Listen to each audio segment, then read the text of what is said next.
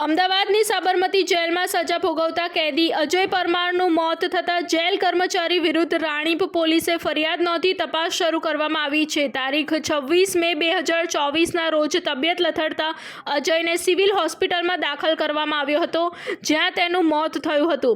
Postmortem રિપોર્ટમાં શરીર પર 26 ઈજાઓ અને મારના નિશાન જોવા મળ્યા, જેના કારણે મોત થયા હોવાનો આરોપ છે।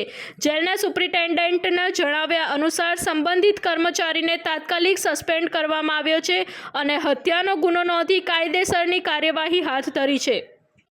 નાણીપમાં ફરિયાદ એના માટે હતી કે 2024ની અંદર 22/5 મારા ભાઈને કલોલ કોર્ટની અંદર મુદત હતી ભરણ પોષણની। એ ભરણ પોષણ માટે કલોલ કોર્ટની અંદર ગયો હતો 22/5 2024।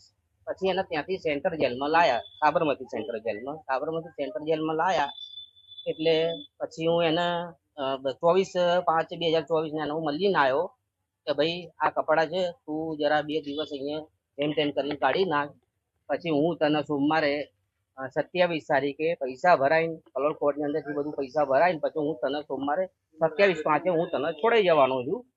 પછી રવિવારે 26/5 મારા ઘરે પોલીસવાળા આવ્યા કે ભાઈ તમારા ભાઈ અજયભાઈ વિનોદભાઈ પરમાર એક્સપાયર થઈ ગયા છે। એટલે પછી અમે બધા સગા સંબંધીઓ બધા તેંગાડી સિવિલ હોસ્પિટલમાં ગયા। મારા ભાઈની ડેડ બોડી હતી પીએમ રૂમની અંદર। પીએમ રૂમની અંદર ભાઈના મેં ચેક કર્યો, જીઆર સોલંકી સાહેબ અમને તપાસ કરાવડાવી કે ભાઈ તમારા ભાઈની બોડી ચેક કરો, તમારા ભાઈ છે કે કોઈ બીજા છે। એટલે અમારા ભાઈની બોડી અમે ચેક કરી એટલે એ દરમિયાન એના પાછળના ભાગમાં જરા મારેલાના નિશાનો હતા અને બધા કાળા ચમઠા પડી ગયા હતા।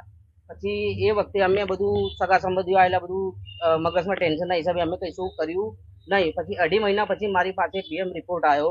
પીએમ રિપોર્ટની અંદર બતાવે છે કે એને એ પાછળી ભાગી ગઈ છે, એના શરીરની અંદર 29 ઈજા બતાવે છે। પછી બધા ડોક્ટરો સાહેબ, અમુક સંબંધીઓ ડોક્ટર સાહેબને બધા વકીલ સાહેબને બતાવે કે આ ભાઈ ત્યાં ગાડી એને માર મારવામાં આવે છે, એના કારણે મૃત્યુ પામી ગયો।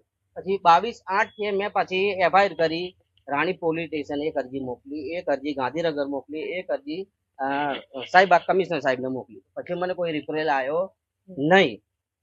પછી ફરિયાદ ચાલુ રહી। પછી મેં 9/5